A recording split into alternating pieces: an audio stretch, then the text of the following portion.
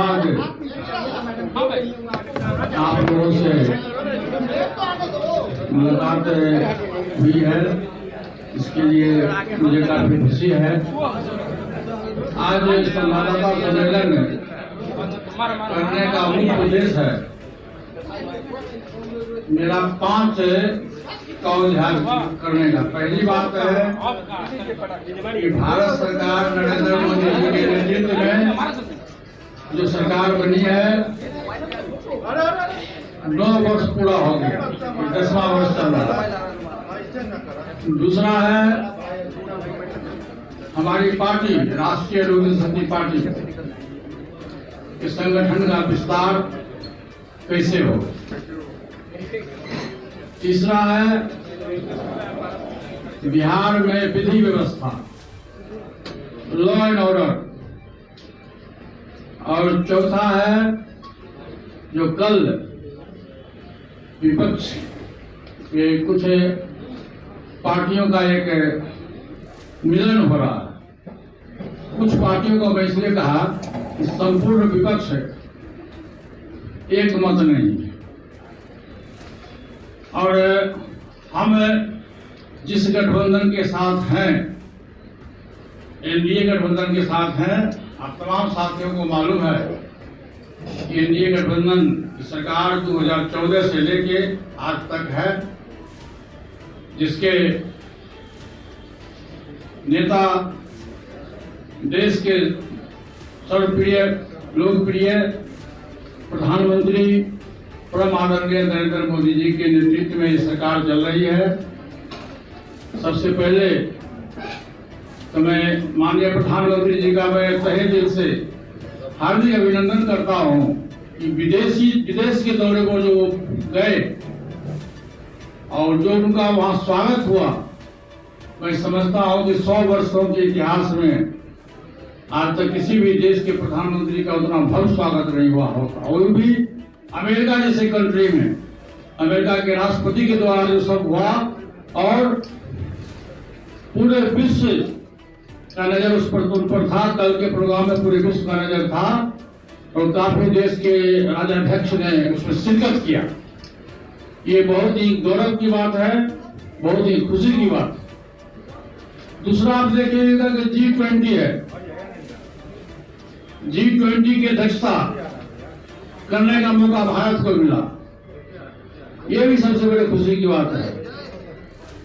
तीसरा आप देखिए होइएगा कि आज से 1 महीना पहले जो पूरे वर्ल्ड का सर्वे रिपोर्ट आया है, उसमें सर्वमान्य नेताओं के रूप में पहला नंबर परम आदरणीय नरेंद्र मोदी जी का है। यह भी अपने देश के लिए गौरव की बात है। आजादी के 74-75 वर्षों के बाद पहली बार इस देश को ऐसे प्रधानमंत्री मिला जो प्रधानमंत्री गरीबों के हित की बात करता हो, शोषितों के हित की बात करता हो, दलितों के हित की बात करता हो, नौजवानों के हित की बात करता हो, किसानों के हित की बात करता हो। आप देखे हुएगा कि 9 वर्ष में सबसे पहला 1 नेशन 1 राशन कार्ड की शुरुआत हुई। उसमें हमारे बड़े भाई साहब जीवित थे, उनके विभाग, उन्हीं के जिम्मे ये विभाग था और उन्होंने ही नारा दिया था कि 1 नेशन 1 राशन कार्ड। और इस विपरीत परिस्थिति में भी आज पूरे देश की आबादी 1 अरब 40 करोड़ है और 80 करोड़ लोगों को हमारी सरकार मुफ्त में अनाज दे रही है, 80 करोड़ लोगों को। उसी तरह से आप देखिएगा दूसरा काम जो उन्होंने किया है, इस देश के अधिकांश लोग गरीब हैं, दवाई के अभाव में, पैसे के अभाव में उनकी मृत्यु हो जाया करती थी। प्रधानमंत्री जी ने कहा कि नहीं, ये हमारे देश का नागरिक है, इनका भी मौलिक अधिकार है जीने का। उन्होंने अपने कोष से 5 लाख रुपया उस गरीब के इलाज हेतु उन्होंने किया और आज हजारों लाखों गरीब मृत्यु से बच के क्या जीवित है, इसका सबसे बड़ा ज्वलंत उदाहरण है। तीसरा उन्होंने किया, शौचालय का निर्माण किया, करोड़ों शौचालय का निर्माण किया, घर जल नल की व्यवस्था उन्होंने किया। किसान जो जिसका कोई संगठन नहीं है, किसान को उन्होंने सब्सिडी देने की बात की और सब्सिडी किसान को मिल रहा है। अब शिक्षा के क्षेत्र में आओ, बिहार जैसा पिछड़ा इलाका जहाँ मेडिकल कॉलेज की कमी थी, एक दो प्राइवेट कॉलेज है, प्रधानमंत्री जी ने कहा कि नहीं, जीने का अधिकार सबको है, शिक्षा पाने का अधिकार सबको है, मौलिक अधिकार में है। इसीलिए उन्होंने पूरे देश में मेडिकल कॉलेज और इंजीनियरिंग कॉलेज खोलने की व्यवस्था की और बिहार में भी उसका ज्वलंत उदाहरण है। तो उन्होंने किया वृद्धावस्था पेंशन, जो वृद्ध लोग हैं, चाहे औरत हो मर्द हो, जो वृद्ध लोग हैं उनके पेंशन की व्यवस्था की उन्होंने, इंदिरा आवास की व्यवस्था किया उन्होंने। और जो नौजवान हमारे साथी हैं जो बेरोजगार हैं, प्रधानमंत्री जी ने घोषणा किया कि प्रत्येक वर्ष मैं 10 लाख लोगों को नौकरी दूंगा और प्रत्येक साल 70 से 75 हजार लोगों को रोजगार बांटा जा रहा है, नियुक्ति पत्र दिया जा रहा है। आज से 8 दिन पहले मैं भी जाके मुजफ्फरपुर में नियुक्ति पत्र दिया हूं। तो इस ढंग से पूरे देश का जो विकास होना चाहिए, पूरे देश का विकास नरेंद्र मोदी जी के नेतृत्व में हुआ। और सबसे बड़ी बात यह है कि आज जो विपक्षी एकता कल जो यहाँ होने वाला है, उसमें 80% लोग पर सीबीआई ईडी का शिकंजा चढ़ा हुआ है। 9 वर्ष की सरकार की बनी हुई नरेंद्र मोदी जी के नेतृत्व में, और मैं आपको चैलेंज करके कहता हूं, इस 9 वर्षों में 10वां वर्ष शुरू है, एक भी भारत सरकार के मंत्री पर भ्रष्टाचार का आरोप नहीं लगा, किसी मंत्री को नहीं लगा। ये सबसे बड़ी खुशी की बात है, सबसे बड़ी गौरव की बात है।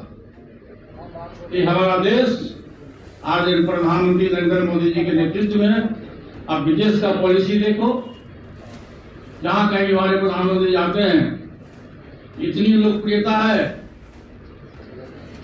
कि अमेरिका जैसे राष्ट्र का भी राष्ट्रपति कहता है कि आप इतने लोकप्रिय प्रधानमंत्री जी हो कि आपका ऑटोग्राफ लेने की इच्छा होती है। किसी दूसरे देश का राष्ट्रपति पढ़ चुके प्रणाम करता है प्रोटोकॉल तोड़ के। ये हमारे देश के प्रधानमंत्री की कार्यशैली है। इसलिए मैं माननीय प्रधानमंत्री जी को, केंद्र सरकार जो हमारी सरकार है, मैं तहे दिल से आज के संवाददाता सम्मेलन के माध्यम से मैं तहे दिल से मैं उनका हार्दिक अभिनंदन करता हूँ। 2014 से लेकर आज तक, उस समय हमारे बड़े भाई साहब जीवित थे, उन्होंने एनडीए गठबंधन में जाने की स्वीकृति दी थी और हम लोगों ने उस गठबंधन में हम लोग आज तक है, ये 10वां वर्ष है। कुछ लोग हमारे दल के कुछ लोग छोड़ के चले गए, लेकिन हमारी पार्टी और हम मुस्तैदी से, ईमानदारी से उस गठबंधन के पार्ट हैं। मैं बार बार कहा हूं कि मैं जब तक राजनीति में जिंदा रहूंगा, मैं जब तक राजनीति करूंगा, तब तक मैं एनडीए गठबंधन में रहूंगा। मैंने बार बार आप लोगों को कहा हूं। तीसरी बात है 2024 का लोकसभा का चुनाव, विपक्ष के लोग हाय तो मचा रहे हैं, विपक्षी एकता की बात कर रहे हैं। अरे कौन सी विपक्षी एकता है? 10 वर्ष से तो विपक्षी एकता की बात कर रहे हो, कहां हुआ? विपक्षी एकता में कुछ लोग शरीक हो रहे हैं और जो लोग शरीक हो भी रहे हैं उनका अलग अलग ग्रीवांसेस है। अब बगल में बंगाल है, बंगाल की मुख्यमंत्री श्रीमती ममता बनर्जी हैं, उनका कहना है कि मैं उसी शर्त पर समझौता करूंगा जब हमारे साथ कांग्रेस समझौता करे और कांग्रेस वहां अपना उम्मीदवार नहीं। क्या ये राजनीति में संभव है? नहीं संभव। अरविंद केजरीवाल, उनका सबसे पहला प्रश्न है जो हमारे खिलाफ जो अध्यादेश भारत सरकार के द्वारा लाया गया है, इसमें सभी दल के लोग आम सहमति बनावे और राज्यसभा में मेरे पक्ष में अपना मत डालें। इसी तरह से कई स्टेट के मुख्यमंत्री हैं, उड़ीसा के मुख्यमंत्री हैं, उनका अलग ग्रीवांसेस है, तेलंगाना के मुख्यमंत्री हैं, वो खुद स्वयं उम्मीदवार हैं प्रधानमंत्री पद पे। तो एक अनार है और 100 बीमार है। तो ये परिस्थिति है। कल इन लोगों का विपक्षी एकता की बैठक होने वाली है और मैं समझता हूं कि वो बैठक में कोई निष्कर्ष नहीं निकलेगा, क्योंकि सबसे बड़ा तो दो मुद्दा है। एक मुद्दा है सीट शेयरिंग का और दूसरा है प्रधानमंत्री कौन बनेगा। एक अनार है 100 बीमार है। प्रधानमंत्री के दर्जनों दावेदार हैं, उसमें हमारे बिहार के लोग भी दावेदार हैं, बहुत से लोग, दर्जनों लोग दावेदार हैं प्रधानमंत्री पद के। तो मैं समझता हूं कि और उसमें भी अधिकांश लोग, कल की जो बैठक हो रही है उसमें अधिकांश लोगों पर आरोप प्रत्यारोप चल रहा है। किसी पर ईडी का शिकंजा है, कोई जेल से छूटे हुए हैं, कोई जमानत पर हैं, कोई जेल में जाने की तारीख तय हो रही है। तो इस ढंग से विपक्षी एकता संभव नहीं है। मेरे हिसाब से विपक्षी एकता कभी कायम नहीं होगा, कभी कभी विपक्ष एकजुट नहीं हो पाएगा। और अंतिम चौथी बात है, 2024 का जो लोकसभा का चुनाव है उसमें हमारी पार्टी की क्या भूमिका होगी। आप लोगों ने बार बार हमसे पूछा है कि आपकी पार्टी की क्या भूमिका होगी। तो देखिए, हम एनडीए गठबंधन के सबसे ईमानदार सहयोगी हैं बिहार में, और अकेले सहयोगी हैं। और बहुत से लोग आ रहे हैं, हुलूक पुलूक कर रहे हैं, कहीं बाएं देखता है, कोई दाहिने देखता है। पासवान जी बार बार अपने भाषण में कहते थे कि रोड पर वही जानवर मरता है जो डिसीजन नहीं लेता है कि हम बाएं जाए कि दाएं जाए। ये लोग यूपीए गठबंधन की तरफ भी हुलूक पुलूक कर रहा है और एनडीए गठबंधन की तरफ भी कर रहा है। कल क्या इन लोगों का भविष्य होगा, क्योंकि दोनों गठबंधन के लोगों को इन लोगों पर विश्वास नहीं है। कल चुनाव जीतने के बाद भी ये लोग मेरे गठबंधन में रहेगा कि दूसरे गठबंधन में जाएगा। इसलिए इन लोगों का भगवान ही मालिक है, दूसरा कोई मालिक नहीं है। मैं बिहार में अकेला, हमारी पार्टी राष्ट्रीय लोक जनशक्ति पार्टी, हमारा, हम एनडीए गठबंधन के साथ थे, हैं और मैं रहूंगा। लोग पूछते हैं आप कितने सीट पर लड़ोगे भाई? नहीं, हमारी पार्टी और भाजपा सबसे बड़ी पार्टी है। हम लोग आपस में बैठेंगे, आपस में बैठने के बाद जिसका जहां बनेगा, जो जीतने के लायक कैंडिडेट होगा, हमारा उद्देश्य है 40 से 40 सीट जीतना। और जो सर्वसम्मति से मुझको सीट मिलेगा, मैं 40 सीट पर हमारी पार्टी के कार्यकर्ता, वर्कर, नेता, प्रदेश अध्यक्ष, मैं खुद 40 सीट पर मैं जाऊंगा और पार्टी का प्रचार प्रसार और जिताने का मैं प्रयास करूंगा। ये हमारी पार्टी का सोच है। और अंतिम है कि बिहार में विधि व्यवस्था, आप सब लोगों को पता होगा कि जब आप लोग घर से निकलते होंगे, जैसे आप पार्टी कार्यालय में आ रहे हैं तो रास्ते में आपको डर लगता होगा कि रास्ते में कोई किडनैपिंग तो नहीं कर लेगा,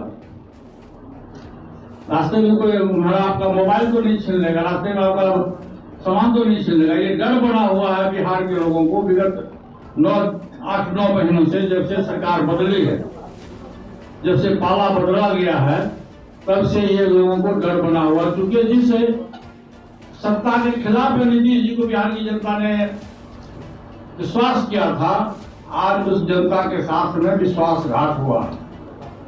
2020 के विधानसभा के चुनाव में बिहार की जनता ने एनडीए गठबंधन को अपना मत दिया था और एनडीए गठबंधन के लोग, भाजपा के लोग इतने दयालु थे कि जनता दल यू से दोगुना सीट लोक विधानसभा में मिलने के बावजूद भी उन्होंने जनता दल यू को अपना नेता माना, नीतीश जी को अपना मुख्यमंत्री माना। लेकिन बिहार की जनता से बिना पूछे हुए नीतीश जी जिस सरकार के खिलाफ बिहार की जनता ने उनको अपना मत दिया था, उसी के गोद में चले गए। इसलिए बिहार में आम लोगों के साथ, खास करके जो पिछड़ी जाति के लोग हैं, अति पिछड़ी जाति के लोग हैं, जो समाज में गरीब तबके के लोग हैं, उनको नीतीश कुमार जी पर विश्वास खत्म हो गया। आप देखिएगा यहाँ रोड भ्रष्टाचार हो रहा है।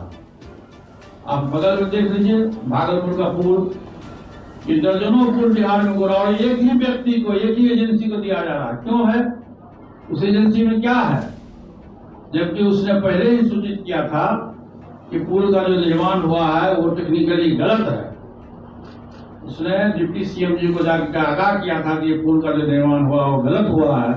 फिर भी बिहार सरकार ने इस पर कोई कार्रवाई नहीं की और नतीजा हुआ कि पुल ध्वस्त हो गया बीच में ही और दर्जनों लोग उसमें मारे भी गए। तो ये बिहार सरकार की स्थिति है। अब देखिए लॉ एंड ऑर्डर है, खास करके बिहार में दलित समाज का जो लोग है, अति पिछड़ी जाति के जो लोग है, वो सुरक्षित नहीं है।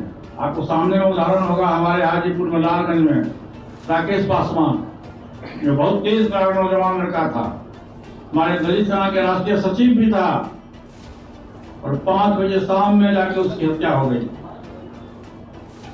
और प्रशासन के द्वारा आज तक कार्रवाई जो होनी चाहिए वो कार्रवाई नहीं हुई। आप देखेंगे कि अरवल में एक दलित महिला के साथ में, पासवान महिला के साथ में बलात्कार हुआ, उसकी हत्या हो गई। बेगूसराय में सौराही प्रखंड में हुआ, एक दलित महिला के साथ में बलात्कार हुआ, उसकी हत्या हो गई। वो भी दलित महिला पासवान ही थी। तो इस ढंग से बिहार में जाति पूछ के भी क्राइम हो रहा है, क्योंकि हम पासवान जाति के लोग इस सरकार के विरोध में हैं। मैं स्पष्ट खोल के कहना चाहता हूं, जो वर्तमान सरकार बिहार में, इस सरकार के विरोध में हमारी जाति के लोग हैं, हमारे समाज के लोग हैं, तो चुन चुन के प्रशासन के द्वारा हत्याएं, लूट बलात्कार कराया जा रहा है, उसका केस दर्ज नहीं होता। ये बिहार के दुर्भाग्य है। और बिहार का मुख्यमंत्री नीतीश कुमार जी ने, मुझे बोलना नहीं चाहिए, लेकिन जितने अच्छे मुख्यमंत्री के रूप में माने जाते थे 2005 में, 2010 में, 2015 में, आज वो नीतीश जी मुख्यमंत्री नहीं है। आज किसी के सहारे हैं, उनको सहारा चाहिए। अब कोई भी भाषण देने के पहले आप देखे होइएगा, आप लोग पत्रकार साथी हैं, जब भाषण देते हैं तो बगल में से घूम कर देखते हैं कि तेजस्वी यादव है कि नहीं। तो ये उनको सहारा चाहिए, वो निराश हो चुके हैं बिहार के राजनीति से। इसलिए साथियों, बिहार में अब जब भी 2024 का चुनाव हो, तो मैं यहाँ कुछ जन पब्लिक भी है, आप लोग भी बिहार के नागरिक हो, आप भी मतदाता हो, मैं तमाम लोगों से आग्रह करता हूँ कि प्रधानमंत्री श्री नरेंद्र मोदी जी के नेतृत्व में विश्वास करिए और 2024 में एनडीए गठबंधन को अपना मत दीजिए। और एनडीए गठबंधन 2024 में 2/3 बहुमत से एनडीए गवर्नमेंट की सरकार बनेगी। और मैं बार बार कह रहा हूँ कि प्रधानमंत्री पद की कोई वैकेंसी नहीं है। तीसरी बार जब लोकसभा का चुनाव होगा, हमारे माननीय प्रधानमंत्री जी तीसरी बार देश के लोकसभा देश में प्रधानमंत्री के पद का शपथ ग्रहण नहीं। मैं एनडीए गठबंधन में आ चुके हैं ऑलरेडी, पहले उन्होंने घोषणा किया है। कल देखिए होइएगा कि जीतन मांझी जी का भी घोषणा हो गया। अरे जिधर सूरज उगता है वही लोग प्रणाम करता है। सूरज पूरा मुंह उगा हुआ एनडीए के पक्ष में, अंतिम अंत में आकर के सबको मजबूर होकर के एनडीए गठबंधन में आना हो। लेकिन देखिए तबियत खराब है, विपक्ष जिस तरह से एकजुटता किया, नीतीश कुमार ने एकजुटता हुआ, नीतीश कुमार जो ये प्रयास किए हैं, ये लोग तेलंगाना जाना था मुख्यमंत्री जी को, कहाँ जाना था? तमिलनाडु जाना था, अपने नहीं गए। क्यों नहीं गए? जब बड़ी घोषणाएं होती है, जब बड़ा बड़ा काम होता है तो मुख्यमंत्री जी बीमार पड़ जाते हैं। क्या कारण है? ऐसा दर्जनों बार हुआ है। और ममता बनर्जी क्या देश के नागरिक नहीं है? केजरीवाल देश का नागरिक नहीं है? तेलंगाना का मुख्यमंत्री देश का नागरिक नहीं है? उड़ीसा का मुख्यमंत्री देश का नागरिक नहीं है? वो है, इस गठबंधन में नहीं है। और कल देखिएगा जहां सीट शेयरिंग की बात होगी और प्रधानमंत्री पद की बात होगी, सब टाइम केस हो जाएगा। इस भड़क में आप लोग मत रहिए कि विपक्षी एकता एक होने वाला है। आज 10 वर्ष से विपक्षी एकजुट हो रहा है, लेकिन आज तक विपक्षी एकता एकजुट नहीं हुआ। लड़ने का सवाल ही नहीं आई। मैं आपके प्रश्न का जवाब नहीं दूंगा, पहले उससे पूछिए कि तुम जमुई क्यों छोड़ रहे हो? जमुई की जनता ने तुमको 10 वर्ष तक नेता बनाया, क्या कारण है कि तुम जमुई छोड़ रहे हो? पहले उससे ये प्रश्न पूछिए, चलिए आगे बढ़िएगा। पिता के सीट को नहीं छोड़ेंगे क्या? नीतीश जी एनडीए के हिस्सा हो रहे हैं, नीतीश जी एनडीए के हिस्सा होंगे तो आप लोग क्या करिएगा? एक्सेप्ट करिएगा? अब ये तो भविष्य की बात है, ये तो भविष्यवाणी मैं नहीं कर सकता। मैं भविष्यवक्ता नहीं हूँ, मैं भविष्यवाणी करूंगा। जब समय आएगा तो देखा जाएगा। पूरा प्रशासन लगा हुआ है शराब बेचवाने पर, शराब रोकने पर नहीं है, शराब बेचवाने पर है। अब बताओ, पासी समाज के लोग हैं, पासवान समाज के लोग, गरीब है, दलित है, शोषित है, भूखे मरता है, आप उसको आपने बिहार सरकार ने तारीफ बेचने पर तारीफ उतारने पर रोक लगा दिया। क्यों लगा दिया है? उसका मौलिक अधिकार है। जैसे प्रत्येक जाति का जातीय पेशा है, उसी तरह से पासवान जाति का और पासी जाति का, मुसहर जाति का मौलिक अधिकार है तारीफ उतारना और तारीफ बेचना। और आपने उसके पेट पर लात मारा है, भगवान भी आपको माफ नहीं करेगा। उसके बच्चों की शिक्षा दीक्षा पढ़ाई लिखाई सब समाप्त हो गई है। इसलिए बिहार सरकार बिहार के जनता के हित की बात नहीं करके व्यक्तिगत हित की बात बिहार सरकार के लोग करते हैं। इसकी मैं निंदा करता हूं और 2024 में 2 तिहाई बहुमत से एनडीए की सरकार बनेगी। धन्यवाद।